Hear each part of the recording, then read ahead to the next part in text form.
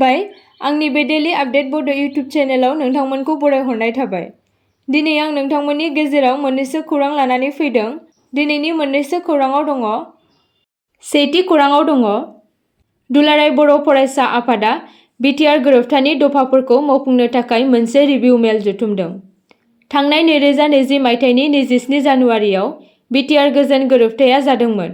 बे गोजोन गोरोबथानि माखासे दफाफोरखौ मावफुंनो थाखाय दुलाराय बर' फरायसा आफादा नर्थ ब्लक MHA गोदान दिल्लीयाव मैया बिटिआर गोरोबथानि सायाव मिरु नखर नेहाथारि सन्जय गबिन्द महनजों मोनसे 3 खनायारि नायबिजिरनाय मेल खुंनाय जायो। बे मेलाव एबसुनि आफादगिरि दिपेन बर' आरो कनिन्द्र बसुमतारी, एबसुनि नेहाथारि आरो खोरोमदाव औवारी लेङाइ आफादगिरि आरो गुबुन गुबुन दैदेनगिरिफोरा बाहागो लादोंमोन।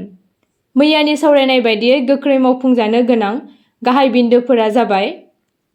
गिबियाव दङ सनितपुर, बिश्वनाथ आरो बिटिआरनि खोला बाहागोनिफ्राय गोबां गामिफोरखौ सोफादेरनाय। बिटिआरआव मोन 60 मासि बांनाय। थामथियाव दङ भारतनि संबिजिराव 6थि फारिलाइनि 125थि सोदांनाय। ब्रैथियाव दङ बांसिन राङारि गोहोनि थाखाय रांखान्थि आय'ग होनाय।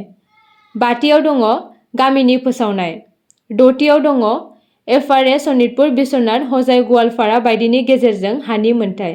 7थियाव दङ कार्बि आलंनि बर' कछारीनिसिम ST हिल्स होनाय। 8थियाव दङ बिटिआर आरो आसामनि फरायसालि प्रभिन्सियेलाइजेसन खालामना होनाय। 9थियाव दङ दतमायाव साबसिन मिरु आरो हारिमु मिरु गायसननाय। 10थियाव दङ बाक्सायाव बड'फानि आलासि उपेन्द्रनाथ ब्रह्म मिरु मुलुगसोलोंसालि गायसननाय। 11थियाव दङ अदालगुरियाव NIT गायसननाय। 12थियाव दङ चिराङाव NERIMS गायसननाय। 13थियाव दङ XNDFB-नि केसखौ बोखारनाय। नैथि खौराङाव दङ मैया गुवाहाटीनि secondary education board of Assam SEBA मावख'खौ गोदानै थिसनजानाय Assam state school education board ASSEB-नि चेयारमेन आरो भाइस चेयारमेनजों शुक्रबाराव रायजोनि सोलोंथाइ मन्थ्रि रनज पेगुनि नुजाथिनायाव मोनसे समायखिरा लानाय हाबाफारि लादोंमोन। सेबानि बारग' मासिगिरि रमेश चन्द्र जैनआ ASSEB-नि मासिगिरि महरै समायखिरा लाबाय आरो रुपमा गहेन बरुवाया बर्डनि लेङाइ मासिगिरि महरै समायखिरा लाबाय। समायखिरा लानाय हाबाफारिनि समाव सोलोंथाइ मन्थ्रिया मख'नाय बायदिब्ला ASSEB-आ फरायसालिनि सोलोंथाइनि गेजेरारि खोन्दोनि थाखाय बिबान गोनां। ASSEB-आ आनजाद खुंनाय, सार्टिफिकेट इस्युइं खालामनाय, फरायसालिनि थाखाय कारिकुलाम आरो सिलेबास बानायनायनि थाखाय बिबान गोनां होनना रायजोनि सोलोंथाइ मन्थ्रिया बुंदों।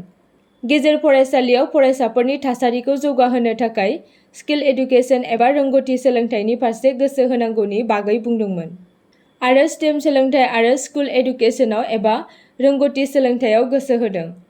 बिनि थाखाय गोदान शपखौ फोसावनाय जाबाय।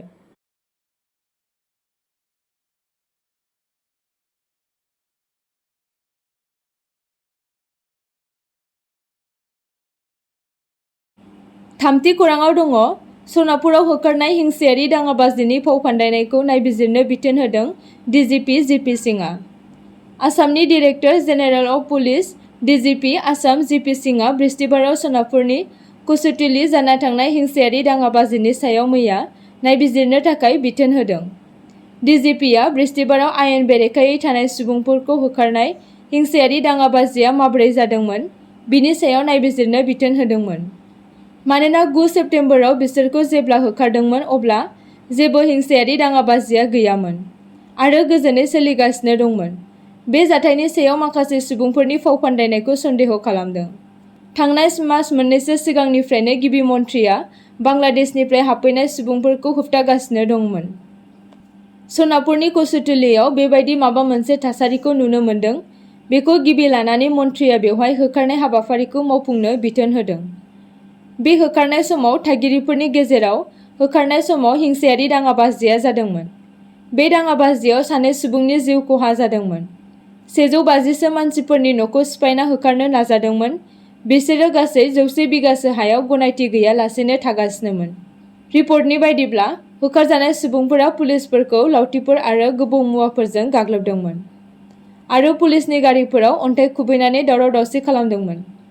पुलिसआ थासारिखौ सामलायनो थाखाय गुलि गावगारदोंमोन, जायनि जाहोनाव 2 सुबुंनि जिउ गोमादोंमोन।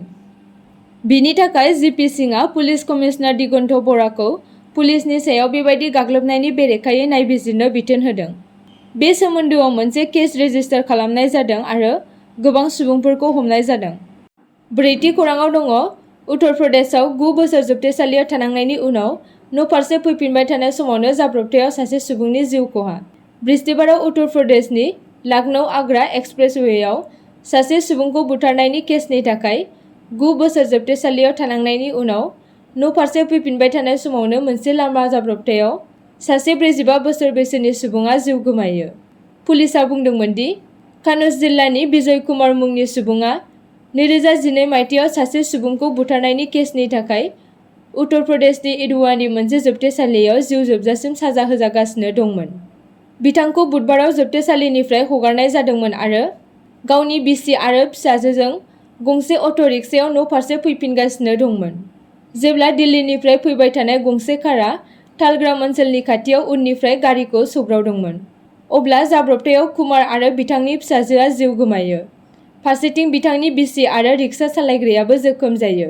पुलिसआ बुंदों दि कार सालायगिरिखौ खानाय जादों आरो बिनि सायाव नायबिजिरनाया सोलिगासिनो दं होनना फोरमायदों। बाथि खौरांआव दङ जम्मु काश्मीरनि गावलायनायाव 4 भारतारि आर्मिफोरा जोखोम जायो आरो 2 उदखारिफोरखौ गावथारनाय जादों। जम्मु काश्मीरनि किश्तवाड़आव उदखारिफोरजों गिख्रंथाव गावलायनायाव 4 भारतारि आर्मिफोरा जोखोम जादोंमोन। कठुआयाव उदखारिफोरजों गुबुन मोनसे मोगा-मोगियाव राइजिं स्टार कर्प्सनि आर्मिफोरा 2 उदखारिफोरखौ गावथारदों। भारतनि आर्मि हानजाया मोनसे बिबुंथिआव बुंदों दि चित्रनि किश्तवाड़आव इन्टेलिजेन्स इनपुटनि सायाव बिथा खालामनानै जम्मु काश्मीर पुलिसजों मोनसे जथाय अपारेसन जागायदोंमोन। रैखाथि हानजाफोरा ओनसोलाव मोनसे अपारेसन जागायनायनि उनाव किश्तवाड़ क्षेत्रनि गावलायनाया जागायजेन्दोंमोन।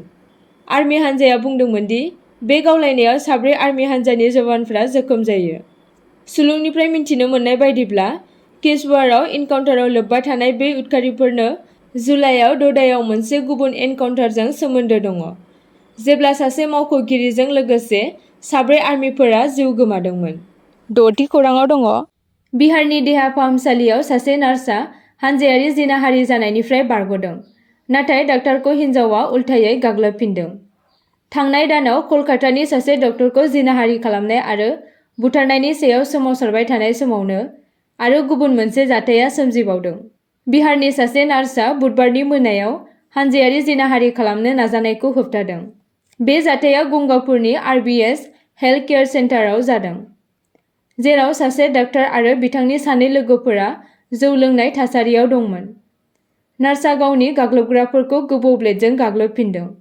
रिपर्टनि बायदिब्ला दायनिगिरिफोरनि सिनायथिखौ देहा फाहामसालिनि खुंगिरि डक्टर सन्जय कुमार आरो बिथांनि लोगो सुनील कुमार गुप्ता आरो अवादिश कुमार होनना मिथिनो मोननाय जादों। पुलिसआ बुंदोंमोन दि साथामबो देहा फाहामसालिखौ सिंनिफ्राय बन्द खालामदोंमोन आरो नार्सखौ गाग्लोबनायनि सिगां सीसीटीवी केमेराखौ बन्द खालामदोंमोन। बिसोरो गाग्लोबनायनि सिगां जौ लोंगासिनो दंमोन आरो नार्सआ बुधबारनि मोनाबिलियाव खामानिखौ फोजोबदोंमोन जेब्ला जौ फेनाय साथामबो बिखौ गाग्लोबनो हमदोंमोन। देहा फाहामगिरिया आथोनारि गाग्लोबनो नाजानायजों थासारिया गोख्रोङै बांदोंमोन। नार्सआ गावखौ उदां खालामनो थाखाय मोनसे सार्जिकेल ब्लेडखौ लानानै जिनाहारि खालामनो नागिरनाय सुबुंखौ देहायारि गाग्लोबना खारो आरो गुबुन 2आ बिथांजोखौ होसोदोंमोन। दा पुलिसआ बिनि सायाव नायबिजिरगासिनो दङ होनना फोरमायदों। 7थि खौरांआव दङ जिनाहारि खालामनानै आसामाव 6 बोसोरनिफ्रायनो खारखोमानानै दंमोन जिनाहारिनि दायनिगिरिया। सासे उन्दै गथ'साखौ जिनाहारि खालामनायनि दायनिगिरि सासे सुबुंखौ शुक्रबारखालि पुलिसनि मोनसे जुनिया हानजाया गुवाहाटीआव हमनाय जादों। बिथाङा 6 बोसोरनिफ्रायनो खारखोमानानै दंमोन। एसपी रहित राजभर सिंहआ बुंदोंमोन दि पुलिसफोरखौ जिल्ला संदानग्रा हानजाया हेफाजाब होनानै बिथांखौ हमनाय जादों।